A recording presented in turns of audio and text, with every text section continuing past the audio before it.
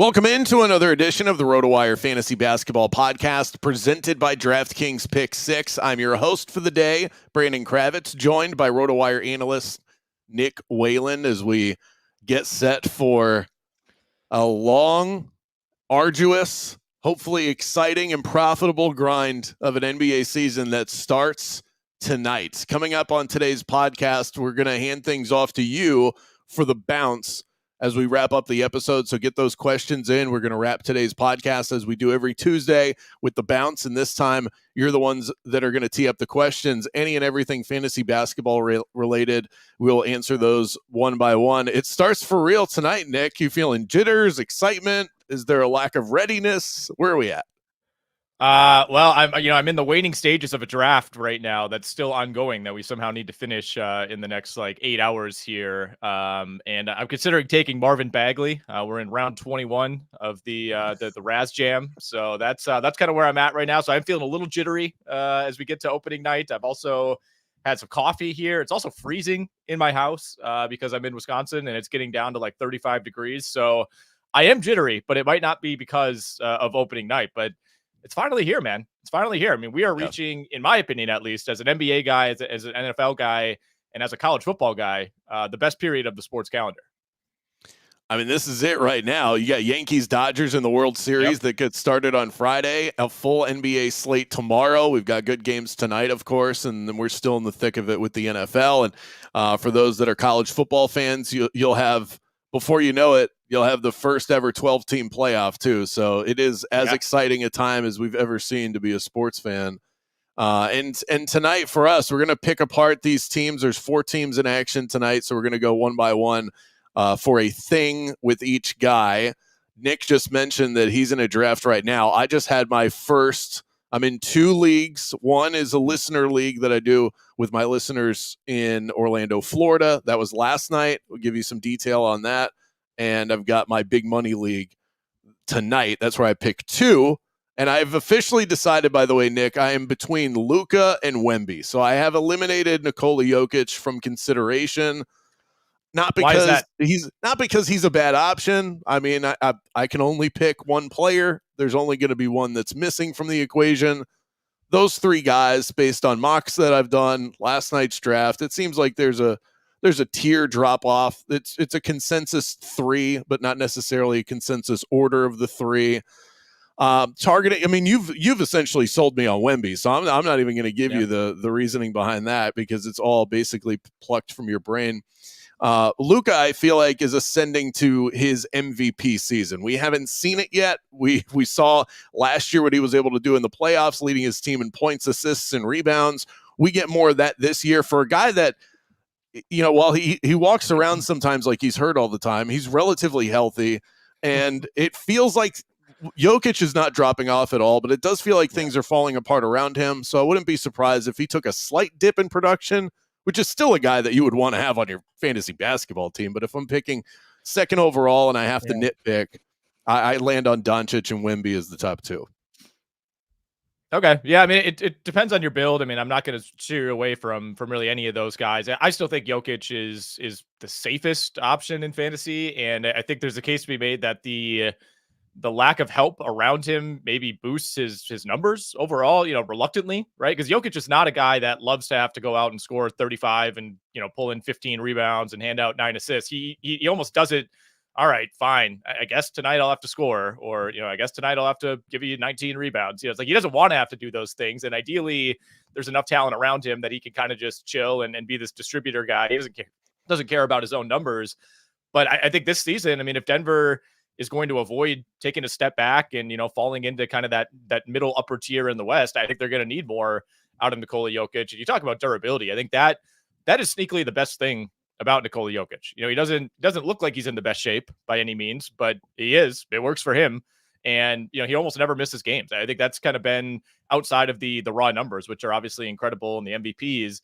The fact that you don't really ever have to worry about Nikola Jokic missing time. We talk about so many of these guys in round 1 and how many kind of lost seasons they've had and some of the risks involved. You never even think about that with Nikola Jokic. So that's part of it for me.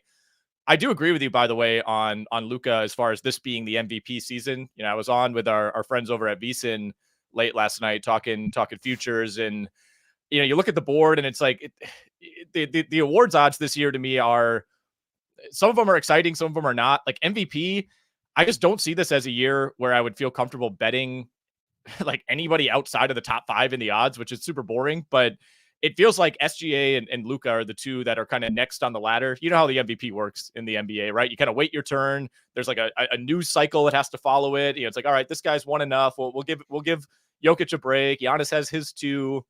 LeBron's won his 4. All right, it's time for somebody else. And it does feel like, all right, Luka's name is the one that's going to pop up in the lottery machine this year. Absolutely. It's his turn because of the way that his career has progressed, getting into the finals last year. And it does feel like he's about to get anointed. He's got to put up numbers that are that of an MVP, but he shouldn't have any issue doing that. I think that I'm falling victim to the same thing that NBA MVP voters, which unfortunately I'm not one of, but I think I'm falling victim to the same thing they fall victim to. I'm bored by Jokic's success.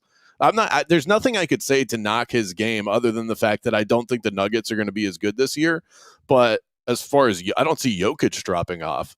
But I also think, and this is the worst analysis ever, having my best player on at 10 o'clock every night, that doesn't exactly move the needle for me either. I'm on the East Coast. You cannot plan your fantasy teams around the game schedule. What are we talking about?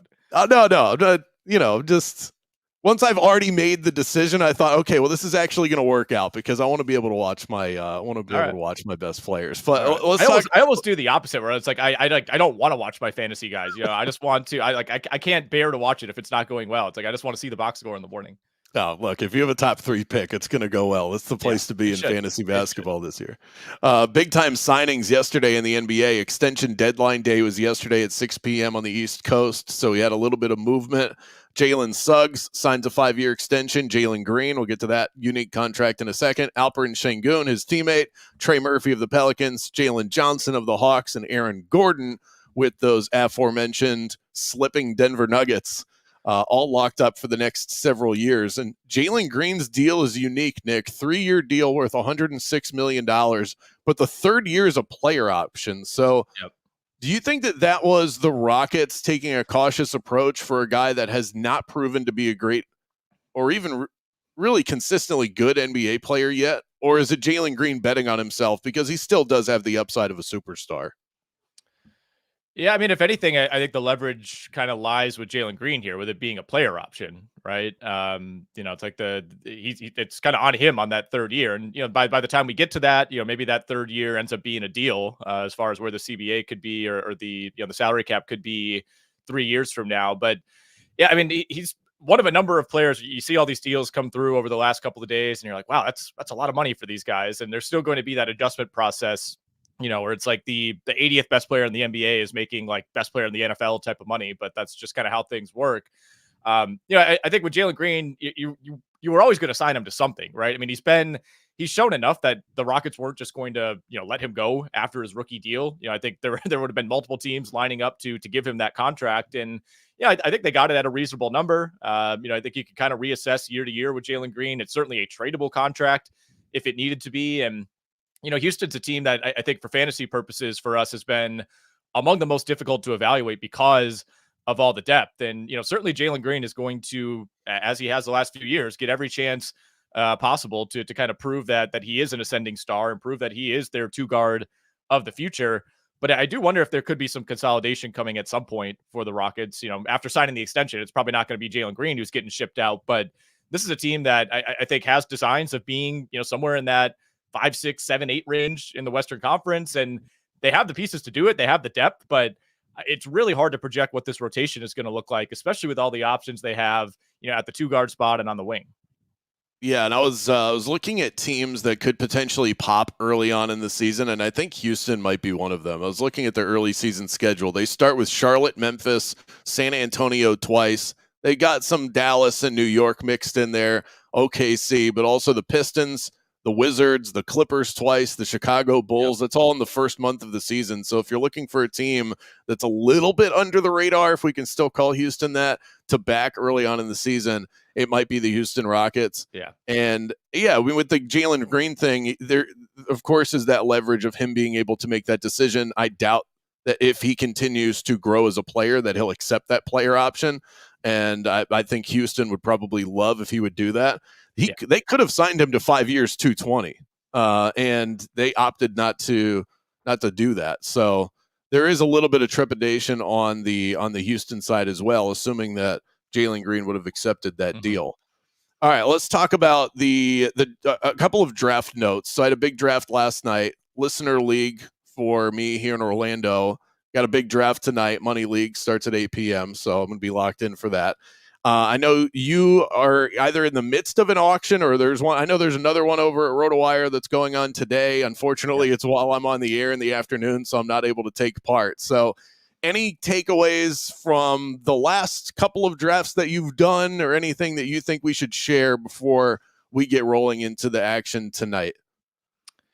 Yeah, we have a 20-team staff league auction going on, later today, which is going to be something. It's a really interesting league where we kind of we pull from like our entire staff, and credit to our guy DJ Trainer who does the legwork on all the recruiting here.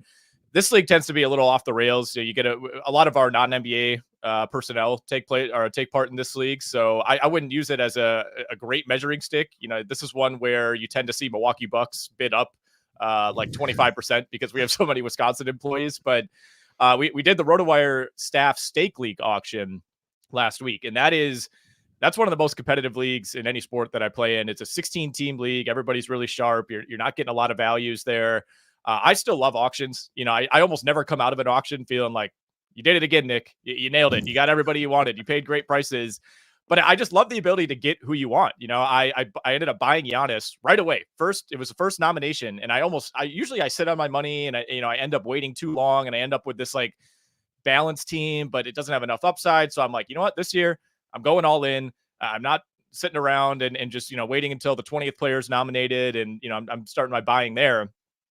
I will say, in a category league, in a 16-team category league where you don't want to really be punting anything because it's just such a monumental loss to take a 1 in a 16 category, it's tough to build around Giannis. I understood that, but I got him at enough of a discount that I felt like it was worth it. And the number one player I wanted to pair with him was Scottie Barnes because I think they do kind of complement each other in some ways.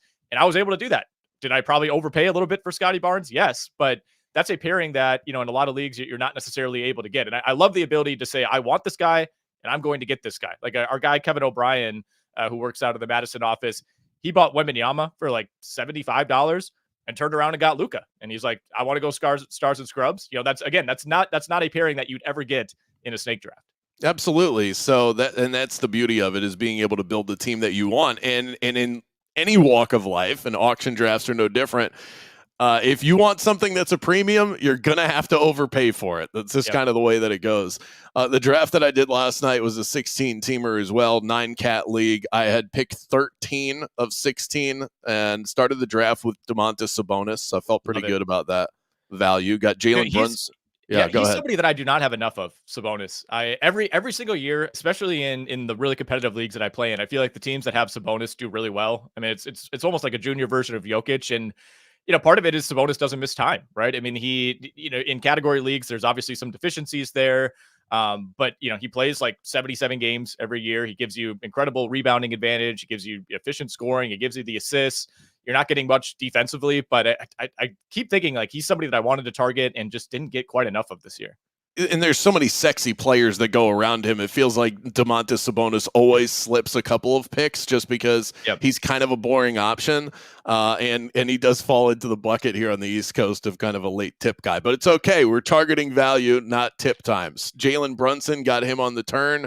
And I thought my best pick of the draft, talked about him on last week's episode, Zach Edey, round 6, which is around pick 84 in the draft, which is, look, if you were drafting a few weeks ago, you could have got him at pick 100, pick 110, not anymore. And that feels like the kind of range. Also, it's worth noting that you start 2 centers in this league, center eligible players. So it was important to get him, and Sabonis are now my starting 5s.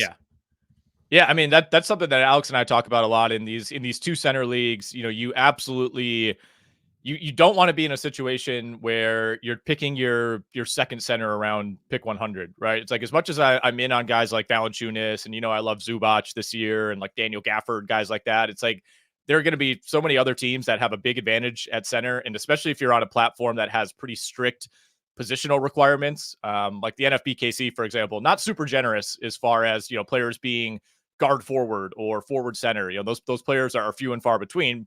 Contrast that to Yahoo or ESPN. I think Yahoo tends to be like the most generous, which is great. I love that. But there's been a number of times in those leagues where I'm forced to start one or two inferior players because you're a little bit overweight at one position, and you're leaving your like seventh best player on the bench because you can't fit him into your lineup because you have too many guards or too many forwards. So that's if you're looking for just kind of basic draft advice. I know the season starts in like 12 hours, so it might be a little late on this, but the positional eligibility stuff matters so much in fantasy basketball, as far as some of the value that you could get into your lineup versus leave on the bench.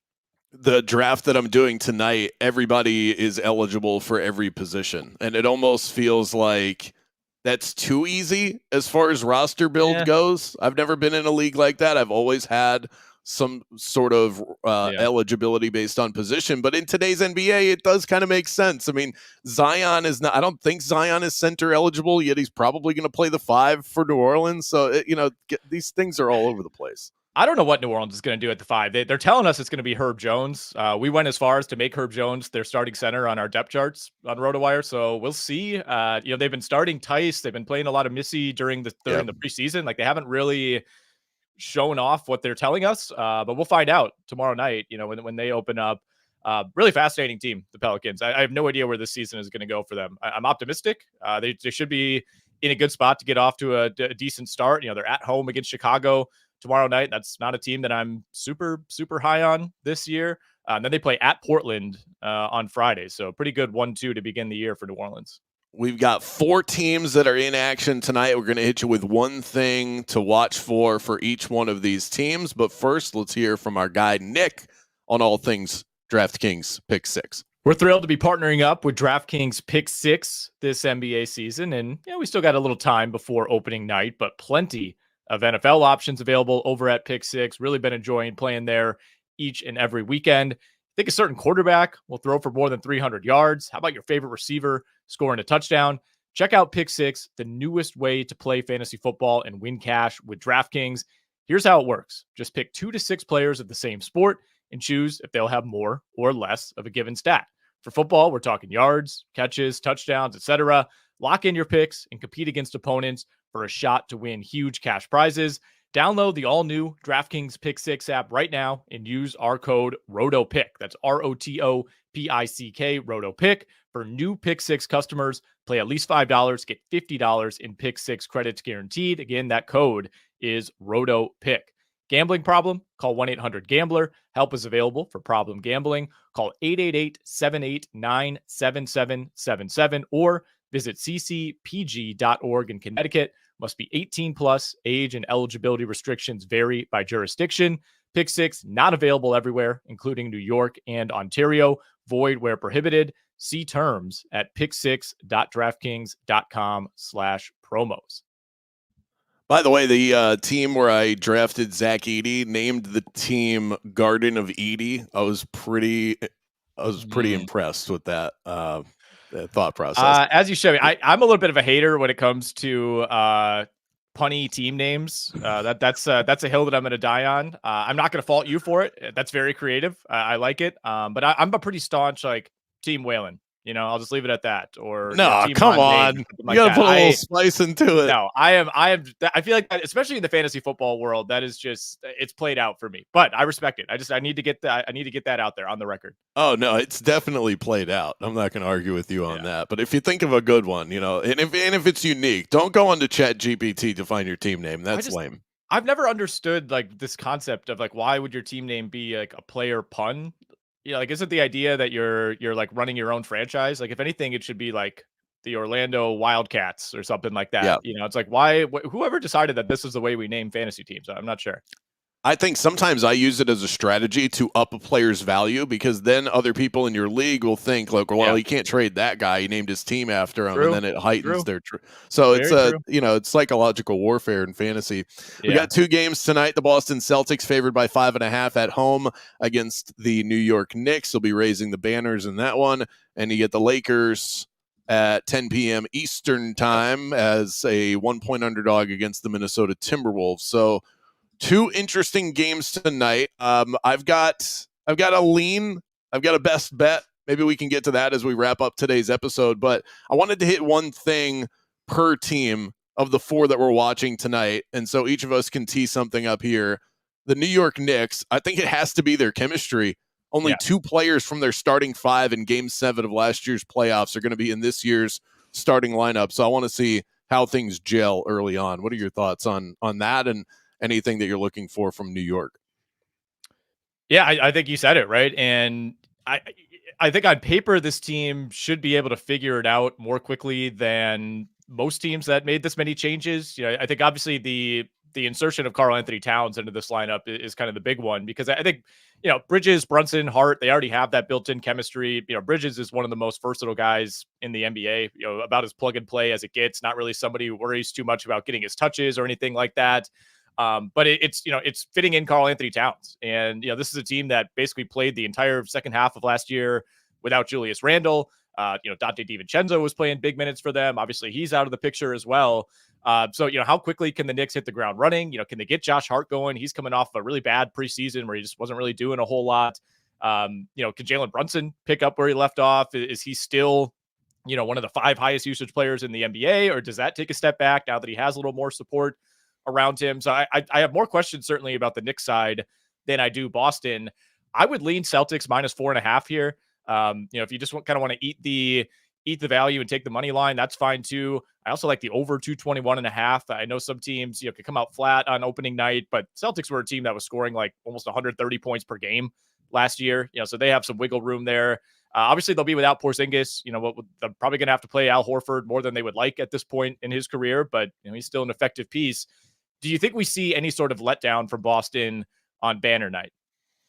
No, I don't. I think if anything, this is not the night where I worry about that, especially with the opponent that they have in front of them. This is a team that had been waiting a long time to raise that banner with this specific core, and I think they're going to come out. I'm with you. I think they're going to put a thumping on the New York Knicks. The thing I don't think is being baked into this line tonight is how long it takes for teams to gel when they add new pieces, and especially pieces that are of such high usage, like we're going to see with Karl Anthony Towns in that offense. This is a team that was built on chemistry a year ago, and the sort of the tough, hard-nosed play of Jalen Brunson. So I think Boston is, even without Kristaps Porzingis, they proved last year they can still blow teams out, take them into the deep waters without Staps in the lineup. So this sets up to be a rough night for the Knicks. The book that I'm looking at has them at -5.5. That feels like a lot to stomach, but I think I'd still take that. I'm going to see. I'm going to sit and wait and see if it drops at all, because Knicks money is coming in tonight. People can't wait to bet on this team.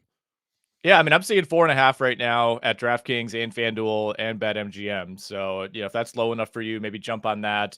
But yeah, the Towns piece is going to be super interesting. I think he's a versatile enough guy that I think he's probably a better fit than Julius Randle for a number of reasons, both size wise, defensively. Just kind of the way he plays. It's like Towns is a better player than Randle, but Randle's the guy that I think is a tougher fit.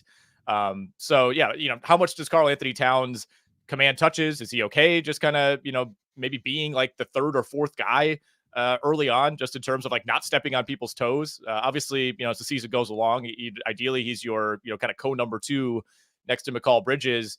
And I've kind of stayed away from OG Anunoby in fantasy. It depends if you're in a category league and you want the blocks and steals, totally get that.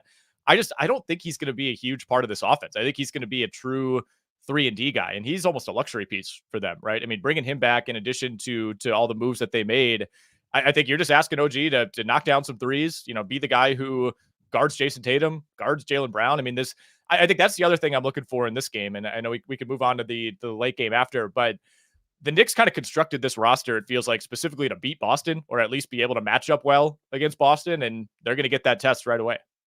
OG Anunoby on night one over 1.5 steals is plus 155. Yeah, I like that. the over. I like that. I think we'll see a little sloppiness, and that lends to some steals potential. And I think he's going to play a ton of minutes, no question about that. Yeah, teams that play a breakneck pace against the Knicks, that's when you want to target OG Anunoby with those steals. So I like that one a lot. I actually wish I had teed that up in my picks video that I did today for RotoWire. So now I'm kind of kicking myself on that. But I have two other ones that I really like. Josh Hart over 8 rebounds tonight is another one, and that one is in this game.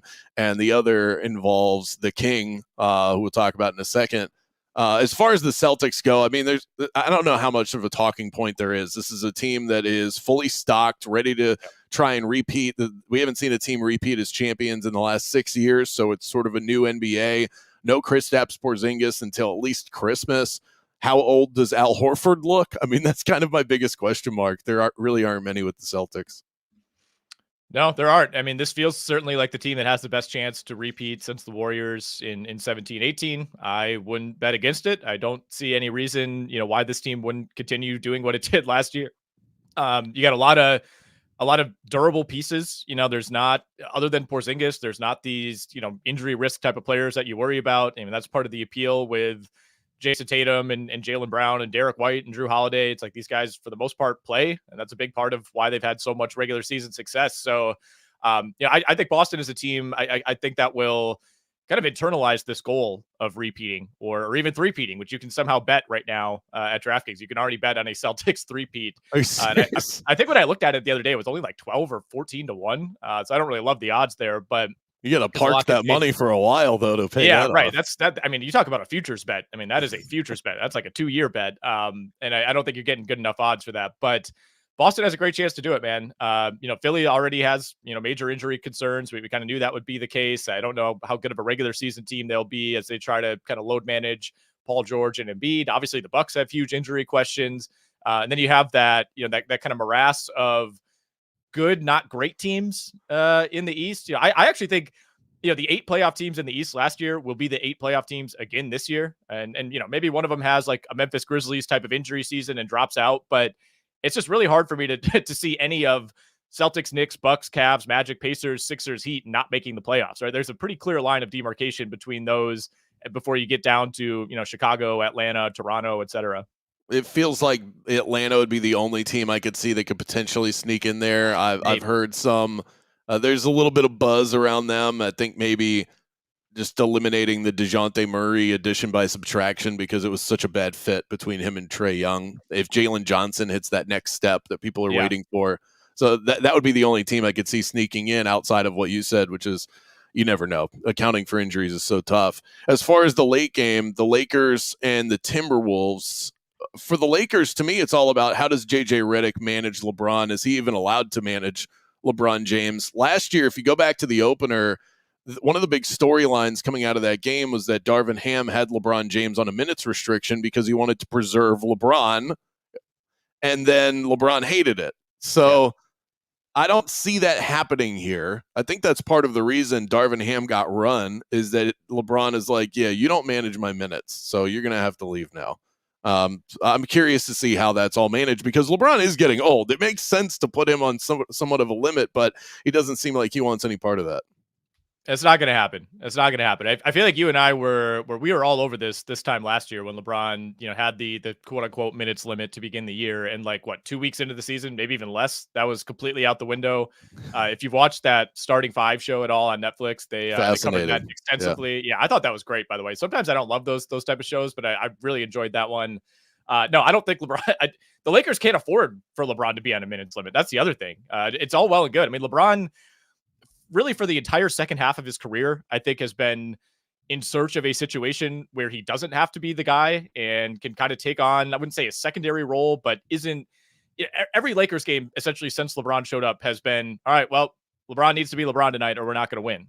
And, I think he looks around at some of the other stars in the league who are in better situations and says, man, there's been a lot of nights where Stephen Curry could go 1 of 8 from 3 and score 13 points and the Warriors still win by 15. Like that does not happen for the Lakers. Like if LeBron has a bad game, the Lakers are going to lose 90 to 95% of the time. So they they can say all they want. In theory, of course, they should be limiting LeBron's minutes at this point in his career. But if the Lakers want to make even the play-in, I don't think that's going to be an option. It's not, and that starts very early on because this is a competitive Western Conference, Exactly. and LeBron knows he's only has so much time left. I could see him taking the approach of I'm not going to try and string this thing out longer than it's already gone because it's already been an amazingly long and successful career. Let's just hit the gas pedal.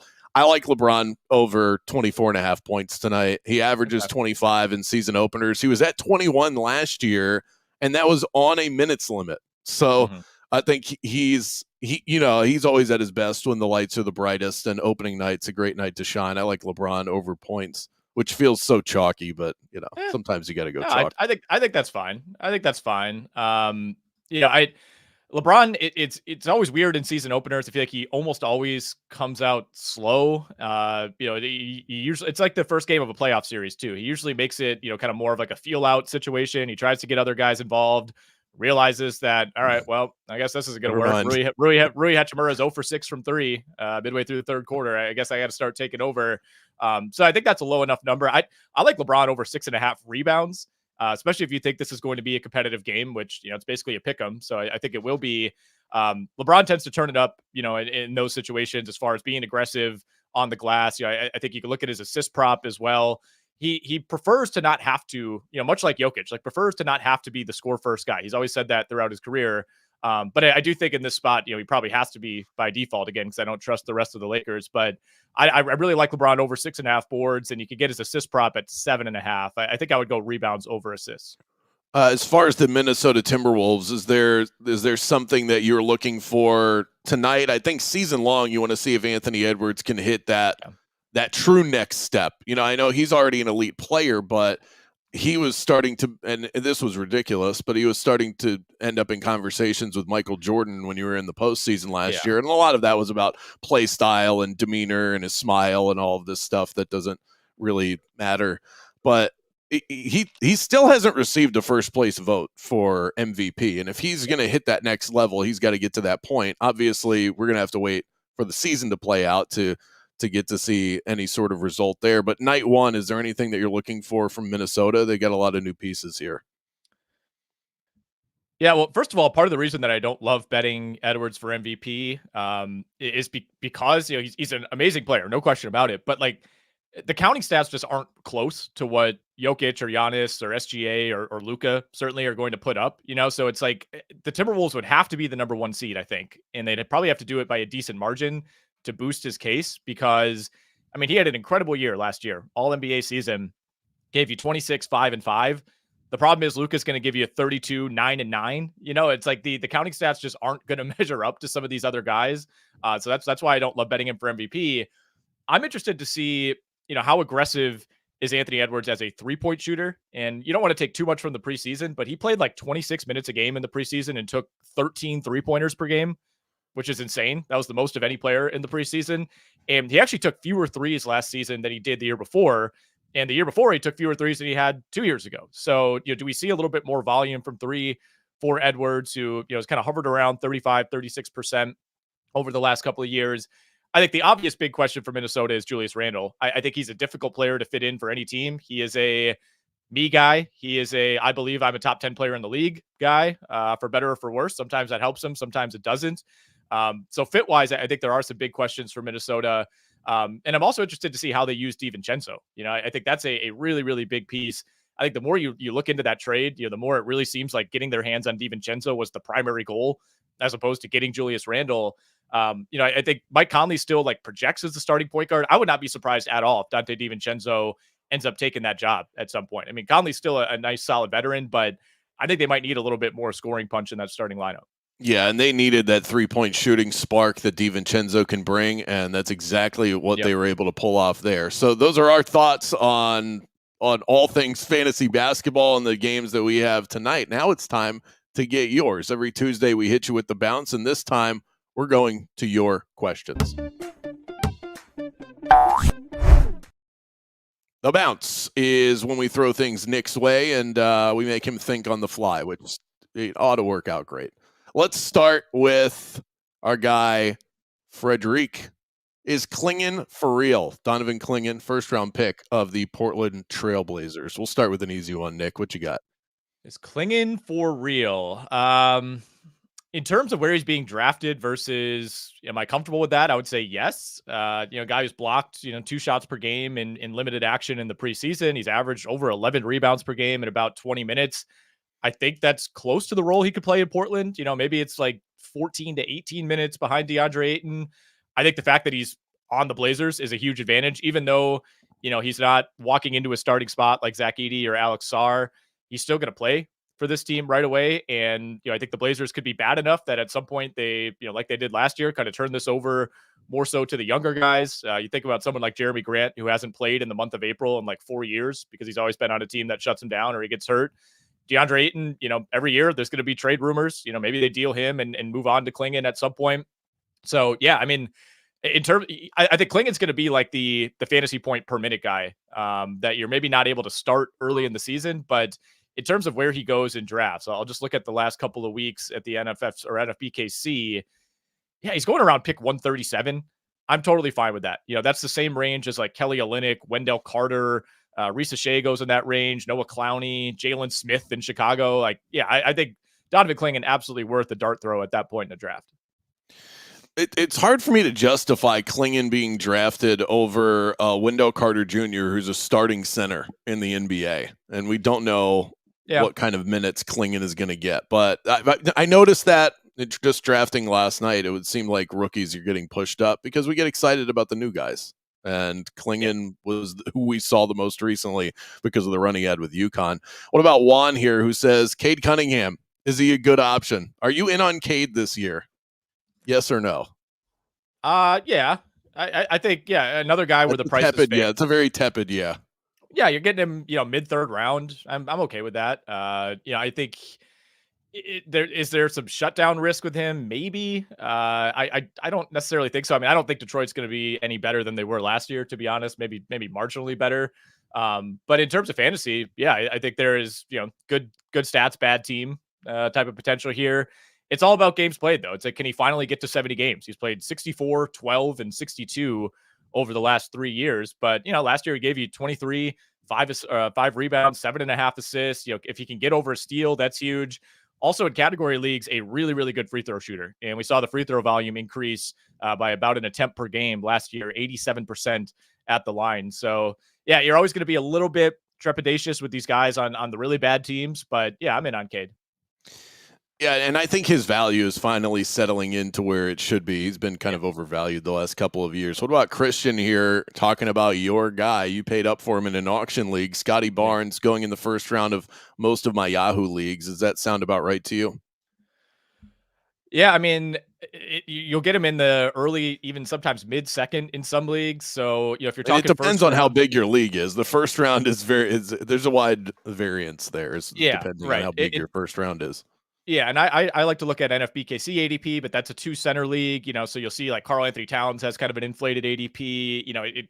Partially it depends if somebody is taking the plunge on Joel Embiid too. It's like, is somebody still taking him in round 1? Are they letting him slide with all the workload concerns? But no, so Scottie Barnes is a late first round pick. I'm okay with that. I think we kind of forget because the Raptors were just this like lost team last year, and Barnes obviously missed, the final 20 some games of the year. But, he was giving you 20, 8, 6, and then, in category leagues especially, and it's valuable in points leagues as well, almost 3 combined steals and blocks. Scottie Barnes made a huge leap in terms of the defensive production. He basically doubled his blocks. He doubled his steals in the same amount of minutes. So if that holds up, I mean, he's going to have one of the most well-rounded stat profiles in the NBA. He also shot 48% from the field last year. I mean, the free throw shooting is kind of the only thing that lags, but he's not bad enough that it's, really dragging you down. He's hovering around 78, 79%. So yeah, I love Scottie Barnes this year. You guys have hit us up with a ton of questions here. We're going to get to a couple more, but every Tuesday, make sure you hit us up with your questions on all things fantasy hoops, and we'll wrap up the episode with those. Brody says that he took LaMelo Ball at 2.1, so that's first pick of round 2. Is that a reach? That it feels like it shouldn't be, but I feel like you could wait. The problem is, I mean, if you don't get him there, you're not getting him on the way back. So I guess that's exactly this, Nick, is if you want him, you kind of have to take him there. Yep, you said it. It comes down to injury concerns for LaMelo. I mean, he even last year when he played like 20 games, he was the 11th overall player in per game value. You know, a couple years ago when he stayed healthy, he was the number 6 overall player in total value, which factors in games played. If you ask our friend Alex Barutha, he would tell you fire away 2.1. Great. He has as much LaMelo as anybody. He's reached for him in every draft, and I get it because he's getting LaMelo usually a little bit later, but his argument is, if I'm getting LaMelo maybe toward the end of round 2, and you could even get him in round 3 a couple weeks ago, not really anymore. There's nobody else in that range who could conceivably be like the 5th best player in fantasy. So if you're shooting for upside, if you're in like a league that has an overall contest where you're just you want to have the highest score, you want to have the highest point total, then yeah, it makes sense. I mean, it's a big time risk because of the injury issues, because he's injured the same ankle like 5 times in the last couple of years. So I would approach it with caution, but the upside is crazy, right? I mean, there's no question about it. At 2.1, that equation becomes a little bit dicier, but at the same time, you look at some of the other guys who could be in that range. You could like Jalen Brunson to me, I feel like takes a slight step back, and then you get into like Kevin Durant. There's injury concerns there. Steph Curry, there's injury concerns there. I like James Harden. I don't know if I take him at 2-1, but there's some bad team concerns there, and just kind of what's going on with the Clippers overall. So is it a reach? Maybe a little bit, but if you're confident that he'll stay healthy, then it's not a reach at all. If anything, it might be a value. I mean, and I like when if I know a player is starting the season healthy, and even if they have massive injury risk, if I can just get out of the world of ambiguity, I think that's where I tend to shy away. Is if all these players that we're seeing, and there are a couple of questions about guys like I know this is obviously much lower on the scale, but Tamir asks about Mark Williams. We'll reevaluate them in a couple of weeks. I don't want no part of that. I don't even know what that means. Still trying to figure that out. But have you heard anything on that front? It just seems like this is the timeline is undisclosed at this point. No, I mean, obviously, our core business at RotoWire is tracking player news, and we've had nothing on Mark Williams in 10 days. At that point, he had shed a walking boot. He was, quote, ramping up for the regular season. I don't know, man. I mean, Mark Williams has not played in an NBA game since December 8th of last season, of course. So, we had a good question on the pod yesterday. It was Mark Williams versus Ivica Zubac. And, I think Mark Williams is perceived as the guy who's like a significantly better option if he stays healthy. I would just go Zubac, dude. Like I would much rather, you could probably get him a round or 2 later. And I would rather get the guy who plays 72 to 75 games every year, who gives you pretty comparable production. It's like, yeah, Mark Williams could take a leap and there's maybe a little bit more meat on the bone. But even when he's been healthy the last couple of years, he's averaged about, 10, 11 points per game. That's about what Zubac gives you. He's a high volume rebounder, but he's not like crazy high volume, and didn't even play that many minutes last year. I think they're pretty comfortable with Nick Richards as a backup, and Mark Williams is not necessarily a high volume shot blocker either. Despite as he's 7'2", he's pretty athletic. Even before getting injured last year, he only averaged 1.1 blocks per game. So for a guy that it feels like he's been like perpetually week to week for like literally 48 weeks in a row, I've kind of been staying away. But to answer the question, no, there hasn't really been definitive news, at least not that I've seen. Okay, let's finish with a lineup question here. Zane says, need to bench 1, Keyonte George, Pods, who I assume is Brandin Podziemski, and Cameron Johnson twice this week. Who would you suggest? So we're looking at putting 1 on the pine between those 3 players. A lot of scoring potential there. Yeah. Let me pull up the old schedule page here on RotoWire, because that might end up breaking the tie for us. So we're deciding between Keyonte George, Brandin Podziemski, and Cam Johnson. Let's see. Well, the Utah Jazz play 4 games. The Brooklyn Nets play 4 games. And the Golden State Warriors play 3 games. So something to consider, as far as this goes. I don't know if we're talking daily lineups or weekly. From what it looks like, it's a daily lineup where a couple of times during the week they're going to have to make this decision about putting 1 on the bench. Yeah. Well, I mean, if we take the schedule out of it, I guess if it's a points league, I would go Keyonte George. And even if it's categories, I think I still might go George. Like I'm really excited to see what his upside is. A guy that was really aggressive toward the end of last season, especially, and I felt like got better and better. You're worried about the field goal percentage, but I think they're going to start him. I think he's going to play a lot of minutes. I think they're excited. I think they feel like they hit on him last year. So I would go George, Podziemski, Johnson in that order. Podziemski is somebody that I have in a lot of leagues. I'm excited about him, but it's almost more of like a Curry hedge. If and when Curry misses time, especially if he misses a chunk of time, all of a sudden Brandin Podziemski is the number 2 option for Golden State, maybe behind Kuminga. It's like that. Things get really shallow really quick beyond Steph Curry. So it's close to me between George and Podziemski. Podziemski's a great rebounder for his size, and that certainly helps in fantasy. Cam Johnson would be, clearly the number 3 for me. Yeah, I love Podziemski as a late round target, even if we're now getting to the point where we're beyond draft season. But we love putting Nick through the pressure cooker, and we'll continue to do that with your questions every week. Nick, that wraps it for today's episode. We gave out a lot of bets, by the way. Do you have your favorite bet of the night, which might officially doom the bet, but is there one that you put on the mantle for tonight? First of all, I will relay that a trade just went down in the RotoWire Stake League. Somebody just traded Anthony Edwards for Cam Thomas and Brooke Lopez, which is interesting. What? But I always love. Yeah, I don't know, man. I don't know. It's a deep league. You got to fill positions and whatnot.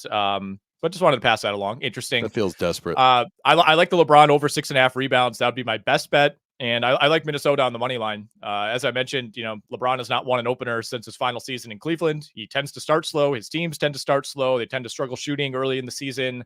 Minnesota's beatable because of their moving parts. But I like the Wolves here. I think they have a coaching advantage. I think they have the player who's going to take this game the most seriously, and that's Anthony Edwards. So LeBron over 6.5 boards, but Minnesota wins the game outright. I like the Celtics -5, which is probably where it's going to settle, 5.5, 4.5, depending on what book you're looking at. But I would get them at 5, even if you had to buy down the price or the point spread a little bit, just to give yourself that safety net of a push. But that OG Anunoby over 1.5 steals, which we sort of discovered through talking about this on the podcast today, that feels like a safe one as well, especially priced at +155. That's going to do it for us here on the RotoWire Fantasy Basketball Podcast, presented by DraftKings Pick 6. I'm Brandon Kravitz. He's Nick Whalen, and we'll see you back here next week.